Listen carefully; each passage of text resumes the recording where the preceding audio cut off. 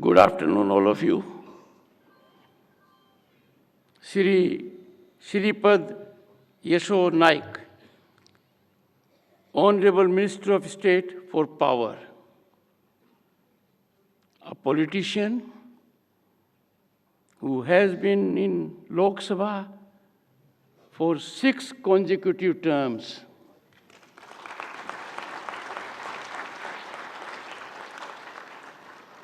I had the good fortune to be in Lok Sabha in 1989 for 1 term. That was also not completed. So for every month I spent in Parliament, our Honorable Minister has spent 2 years.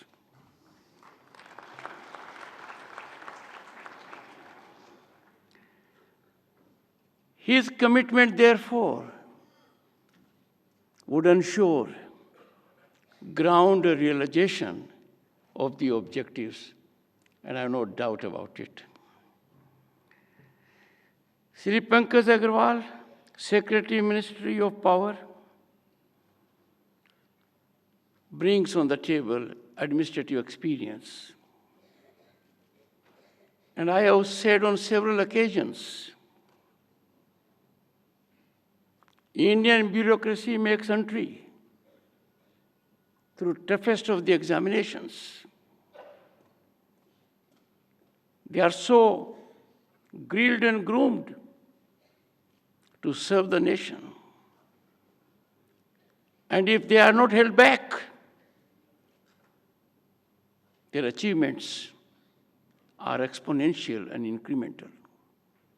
And I have had the occasion to see this briefly when I entered the premises.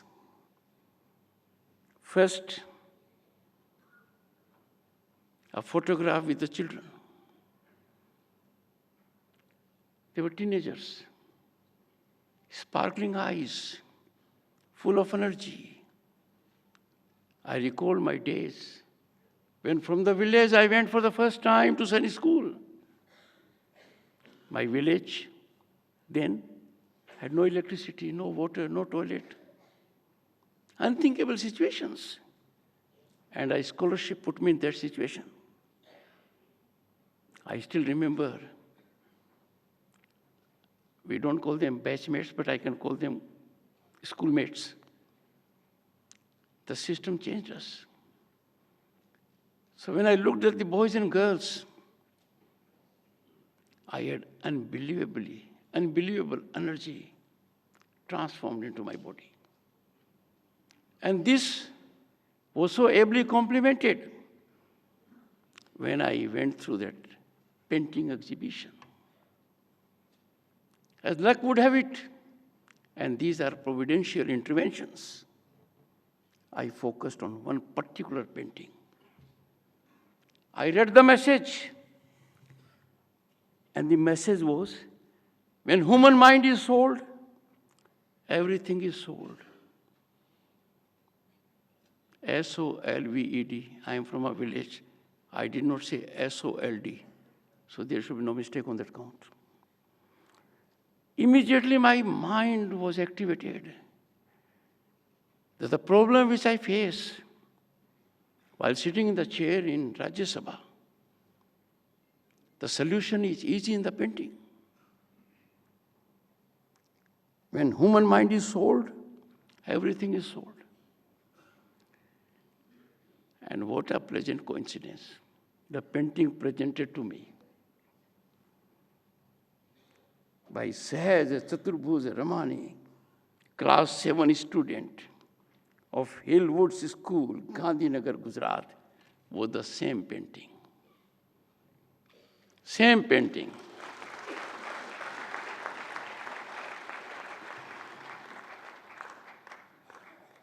Shri Shrikant Nagulapalli, Director General, Bureau of Energy Efficiency and Additional Secretary, Ministry of Power.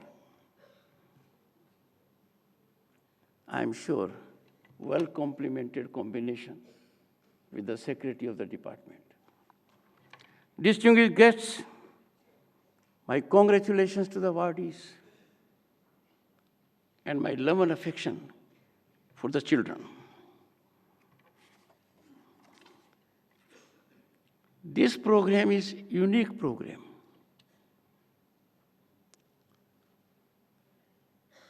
Contours of this program transcend and transcend every activity and bring in the sweep every aspect, as was indicated by Pankaj Agarwal. Economy, energy, societal progress, to refer to just few. And therefore, our convergence on this day to commemorate National Energy Conservation Day has many purposes. One, we have been facing, but the realization of that challenge is more than ever. Existential challenge to our planet Earth on account of menacing climate change. And the resolution lies not with one individual, one nation, or one organization, but Bharat, as home to 1/6 of humanity and the most vibrant functional democracy on the planet, has to take the lead. And therefore, this is a day when we must think within. If we don't act now, we will have no time to act. As a matter of fact,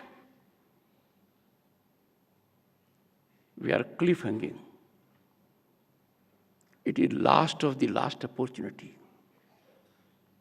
Thankfully, there is global realization, because humanity does not have another planet to cohabit beyond Mother Earth. This is also a realization for us how reckless we have been, how selfish we have been, how we failed ourselves, not others. And therefore, on this day, we have to take a call. Every individual in his or her right can contribute to this great mission, which is so very vital.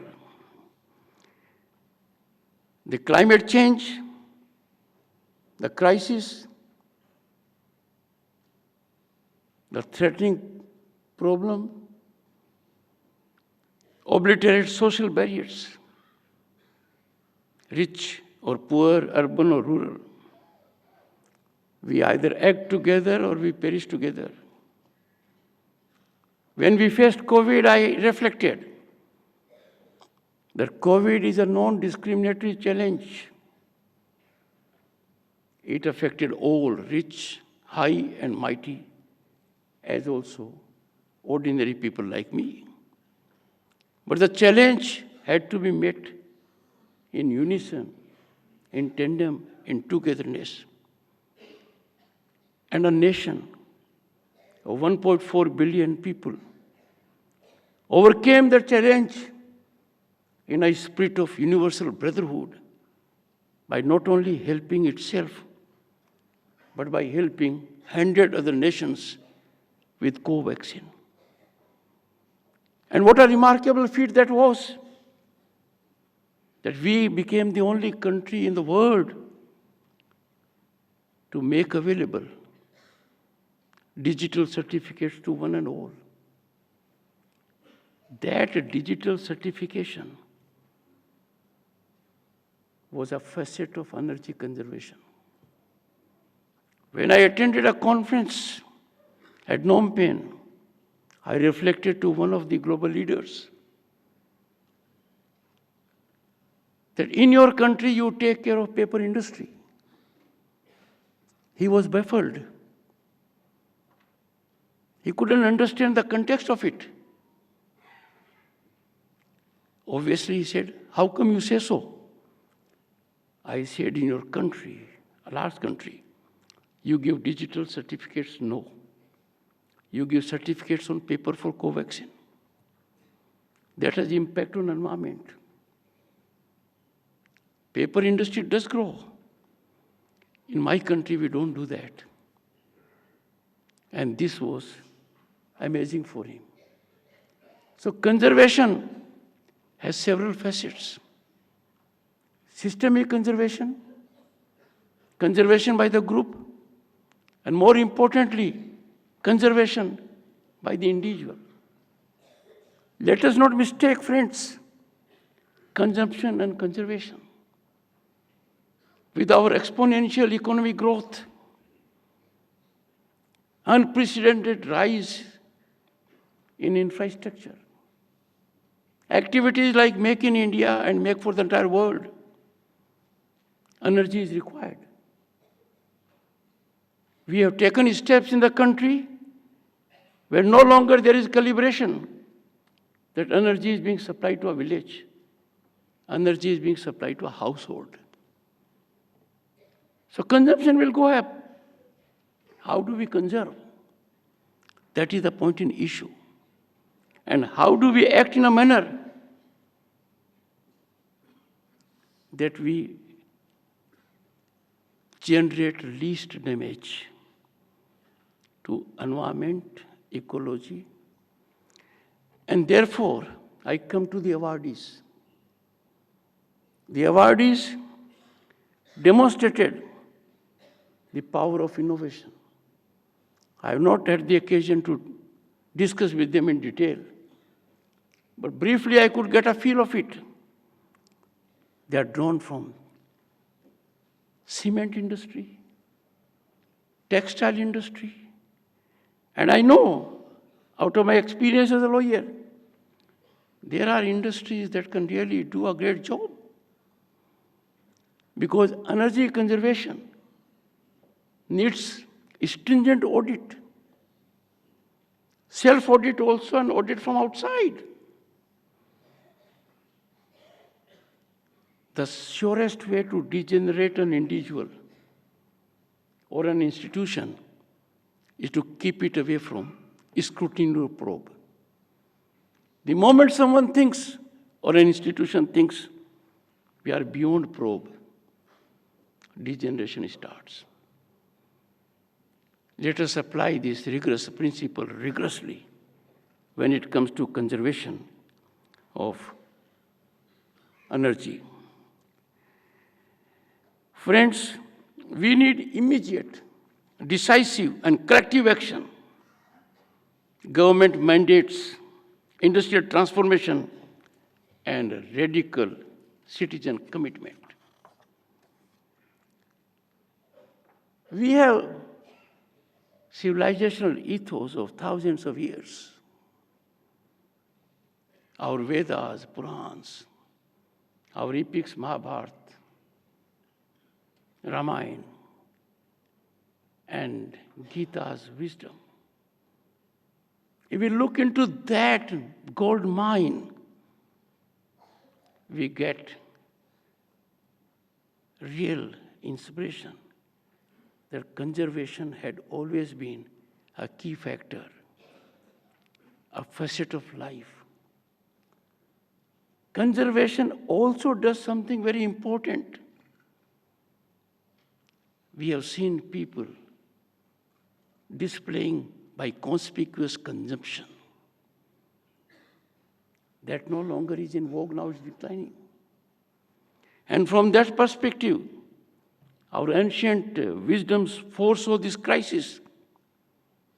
The Shanti parts in the shape of a plea for environment harmony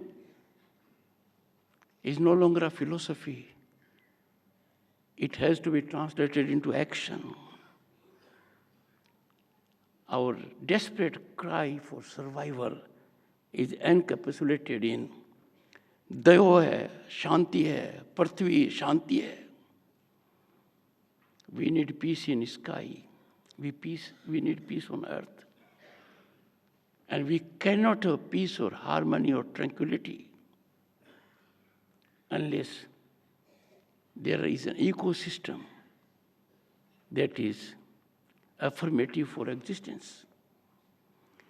Our civilizational wisdom is a heritage, and I would say, in a sense, survival manual, encyclopedic for this climate emergency. Bharatiya Sanskriti's sacred view of nature is a way of life will prevent environmental collapse. Look at our religious functions. Look at our sloks. Look at our method of worship. We invariably nurture nature, worship nature. We ensure by these activities that nature is nurtured and blossomed. And the Prime Minister, therefore, in such a situation, gave a clarion call that has become Jan Andolan, Ek Ped Maa Ke Naam. It is started as a modest way. I can tell you it is Jan Andolan. It is on this day we must take a pledge. Each one of us at least will have Ek Ped for Maa Ke Naam. Will nurture it, take care of it. This is our societal obligation. It is started also with Swachh Bharat. Initially, these things come in for some kind of sharp attack or ridicule. But we have seen now how waste is being created into wealth. And therefore, time for us to change our mindset. Our fiscal strength, our fiduciary power cannot be a determining factor for utilization of natural resources, for utilization of energy. If people think I can afford, I want them to revisit their thoughts. This is not yours. It's a collective to the entire humanity. And therefore an obligation on us that there has to be optimal utilization of resources, optimal utilization of energy. And here comes the question. We must audit in our home, in our workplace, but more importantly, I'll appeal. Government machinery also needs to audit. This is one area which we take for granted, but it is fundamental. Every man, every woman working in a place must ensure there is no waste of energy. Once we do it, we will be contributing hugely, because individually the step may not be large in volume. Collectively, it will be an astronomical figure.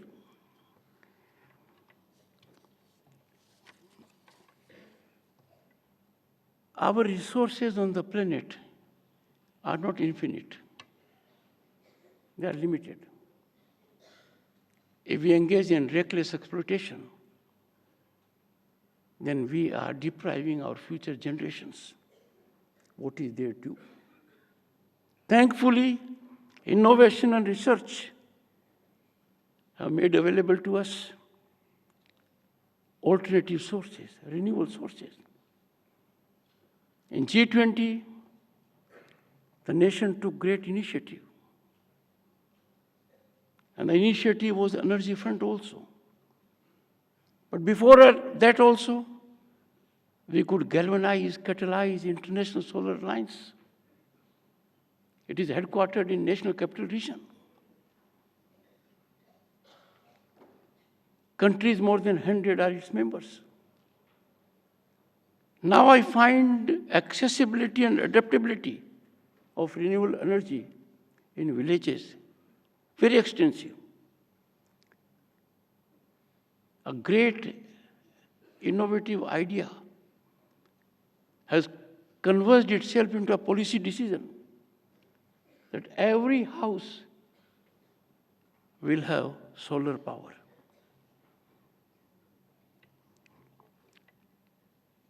If we go to our Constitution, and we are in the last quarter of the century of adoption of the Indian Constitution,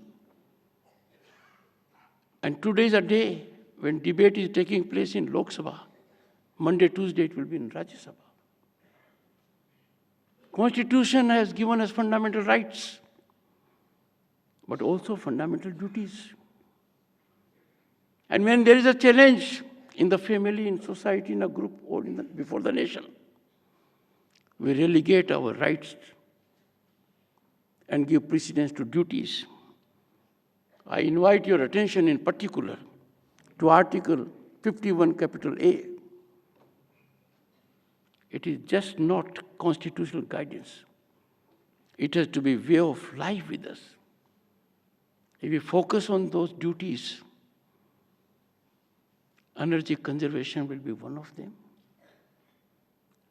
Equitable growth will be another. And these things, these duties are to be performed by individuals, and they are easy to perform.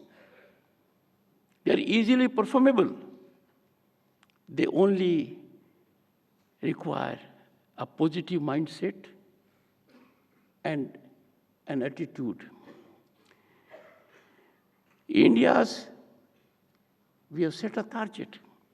India's 2070 carbon neutrality pledge, I would say, isn't ambitious enough. Climate chaos is overtaking us, and we must therefore act faster. The International Solar Alliance $1 trillion goal isn't just investment. It is life insurance for us. It's assurance of a dignified life. Quite often I wonder, and so I spoke to faculty and students of IIT Kanpur, that the national capital suffers every year on account of hazardous environmental situation arising out of burning openly. We must get into innovation mode, find a systemic solution. It should not be left to individuals. The system must come of age. I've been assured by the director, IIT Kanpur, that he'll look into the matter. Just imagine our lack of attention, our negligence is putting us in jeopardy in several ways. One, our health. Second, loss of hours of work. Third, disruption of normal life. And fourth, we need to take care of our children. We are giving them a heavy dose. You can't go to school on this day because pollution is very high. And therefore, everyone must converge to contribute what he or she can. Friends, the government has many policies, and the policies are being realized on the ground effectively. Otherwise, we wouldn't see rural landscape being so positively changed when it comes to renewable energy. Meeting 2030 renewable targets early, I wouldn't call it achievement. It is imperative to keep pace with the crime, to keep pace with the crisis which is falling. We don't have to anticipate. We can see it. One of the achievements of G20 was with respect to biofuels. The national biofuel policy is now much beyond a policy document. Its emergency response to petroleum addiction. We are the world's third largest bioethanol producer. We are being accredited for it. And this is turning out its use as a baseline strategy for survival. The bioenergy program is another important facet that will yield results. Green hydrogen. India is one of the few countries that are taking lead into it. Green hydrogen mission, the government has already committed 18,000 crores. By 2030, green hydrogen mission will generate huge investment of 8 lakh crores and employment for 6 lakh people. This is an indication that the government is moving in the right direction. But it requires people's cooperation also. Friends, I would therefore suggest also that we must impart to our children education about environment. They must be early learners of this menacing situation. I have indicated to the Honorable Minister, Shri Dharmendra Pradhan, and I'm so happy to tell you, it's a work in progress. Youth innovation isn't just creativity. It's last-minute solutions we desperately need. I find for the first time, unlike my generation, that there is an ecosystem in place in the country that allows every youth in the country to unleash his or her energy, exploit his or her talent, potential, and reach the goal, realize aspirations. That ecosystem will be disrupted if we do not attend to this alarming scenario. Friends, we have no choice. There's only one way out. The way out is we will give all we can, individually and collectively, for energy conservation. Dialogue, discussion, debate are important. But when you have some time, here there is no time. I'll conclude with one aspect. Again, going back to that painting. Energy conservation of the individual is also important. The thought occurred to me the moment I looked at the painting, that if we in Parliament, including myself, we conserve our energy, think within first, motivate ourselves with a spirit of nationalism, then the results are bound to be very rewarding. So conservation of energy of the individual in the effort is also vital. If we use our energy, it will be dissipation. But if we use our energy wisely, in a prudent manner, it will be fruition and societal gain. I am extremely happy to associate myself, and what I have seen, I am greatly touched with respect to both the young boys and girls, their paintings, and also greatly accolade the involvement of the industry. But just think, is it enough?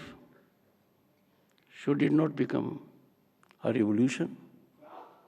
Should the entire industrial stream, trade, commerce, industry, business, social groups, NGOs, and individuals come together to participate in this great marathon march?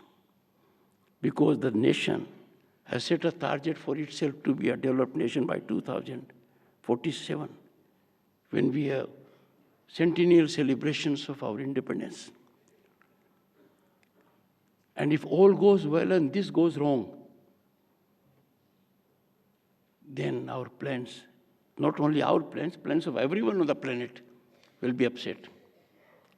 Wish you good luck. I take the pledge. I'm sure so would you. Thank you.